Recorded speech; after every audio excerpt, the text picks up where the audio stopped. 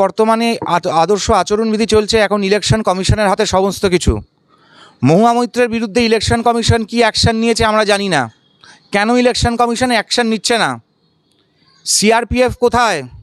CRPF route march করছে না কেন? চাপড়া, পলাশিপাড়া, নাকাশিপাড়া, কালীগঞ্জ, যে সমস্ত জায়গায় জেবের, জুব্বার, রাজু শেখ, মিঠু শেখ, এরা যারা আছে, যারা মহুয়ার হয়ে ভোট করায়, লোককে ভয় দেখিয়ে ভোট করায়, ওই তো জুব্বারের বেতুয়াডাহরি টোল প্লাজা পেরোলে বাঁদিকে তো অস্ত্র তৈরি কারখানা আছে। আপনি দেখে এসেছেন? আছে, ওখানে খোঁজ নিক না, পুলিশ খোঁজ নিক, ইলেকশন কমিশন খোঁজ নিক, সেখানে রেড করছে না কেন? মমতা ব্যানার্জি তো বলে দিয়েছে গতকালকে। মমতা ব্যানার্জি বলেছিল কেষ্ট চোর, পার্থও চোর। দেখা গেল কেষ্ট ধরা পড়েছে, তার চালকল, তার চালকলের মধ্যে গাড়ি, পার্থর বান্ধবীর খাটের তলায় টাকা, খাটের ওপর অপা, তার বউয়ের নামে স্কুল মেদিনীপুরে, প্রভূত সম্পত্তি। মমতা ব্যানার্জি বলে দিয়েছে ইলেকশন মেশিনগুলোকে চিপ ঢোকানো হবে, হ্যাকিং করা হবে, করে যেতে হবে। এটা আগাম সতর্কতা মমতা ব্যানার্জি দিয়ে দিয়েছেন। মমতা ব্যানার্জিকে আকার ইঙ্গিতে বুঝতে হবে মমতা ব্যানার্জি কী বলতে চান। প্রত্যেকবারই মমতা ব্যানার্জি বলে দেন, এবারেও বলে দিয়েছেন।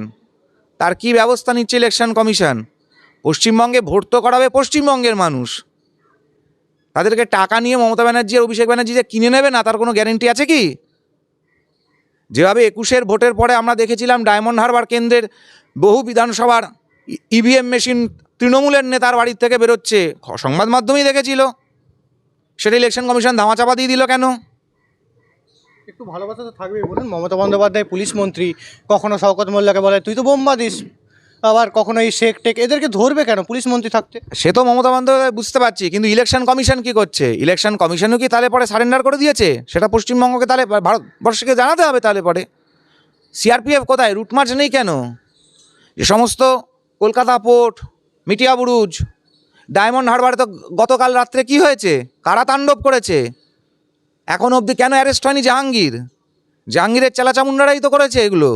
অভিষেক ব্যানার্জি কিছু জানে না? জাহাঙ্গীর তো বলছে আমি কিছু করিনি। তাহলে যারা করেছে তাদেরকে অ্যারেস্ট করুক পুলিশ, সিবিআই তদন্ত হোক, তাদেরকে ধরে দেওয়া হোক।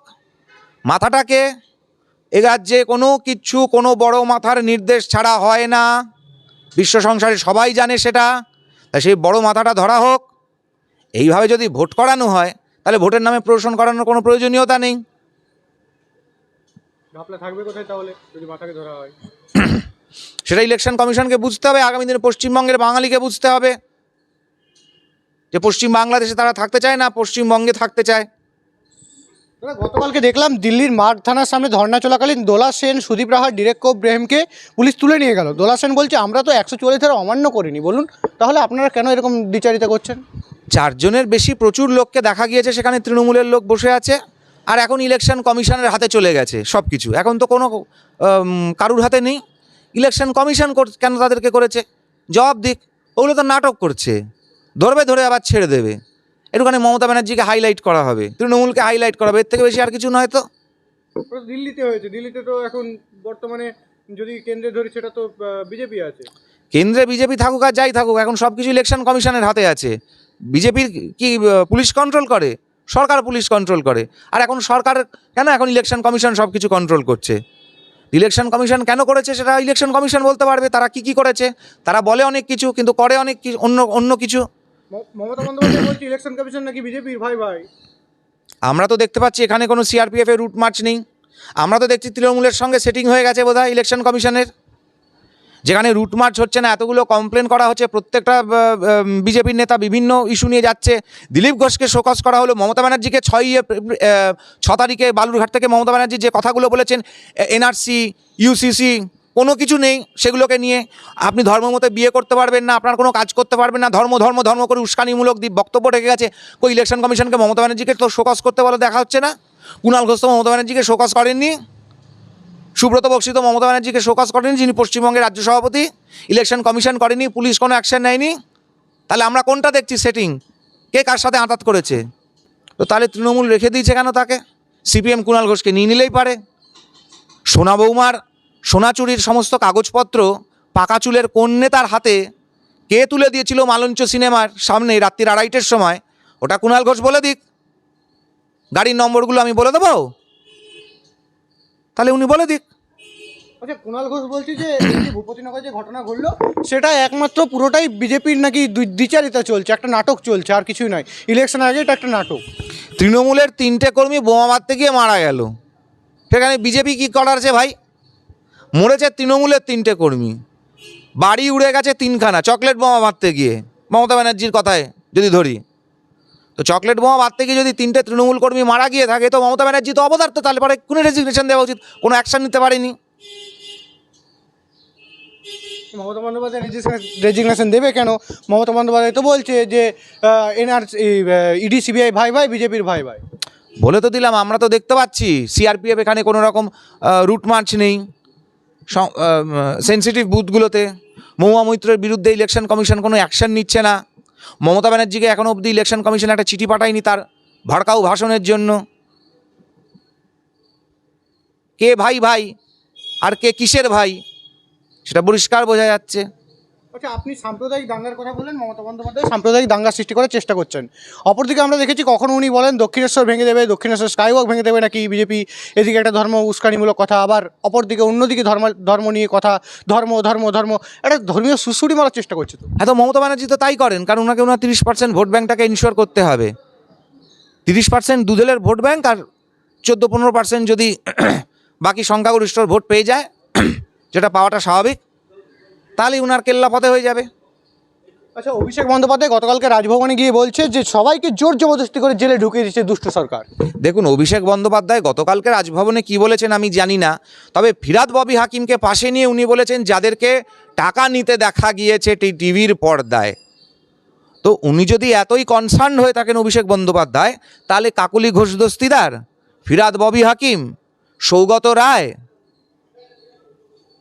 আরও যারা আছে, অপরূপা পোদ্দারকে না হয় বা টিকিট দেওয়া হয়নি, উনি তো বললেন ওনার কাছে টাকা নেই, কাকলি ঘোষ দস্তিদার, ফিরহাদ ববি হাকিম, তাদেরকে দল থেকে তাড়িয়ে দিক, অপরূপা পোদ্দারকে দল থেকে তাড়িয়ে দিক। কেন কাকলিকে টিকিট দিয়েছে বারাসত থেকে, কেন সৌগতকে টিকিট দিয়েছে, মানে সৌগত রায়কে টিকিট দিয়েছে দমদম থেকে, এগুলো করুক। কেন ফিরহাদ ববি হাকিম এখনও মেয়র আছে, বহিষ্কৃত করুক তাকে। তৃণমূল তো বলে শুভেন্দু অধিকারীও তো নাকি টাকা নিয়েছে। তো শুভেন্দু অধিকারী টাকা নিয়েছে, শুভেন্দু অধিকারী কোথায় থাকতে টাকা নিয়েছে? তৃণমূলে থাকতে তো, তাইটাই বলতে চাইছে। তো অ্যাকশান নেয়নি কেন? অ্যাকশান নেয়নি কেন?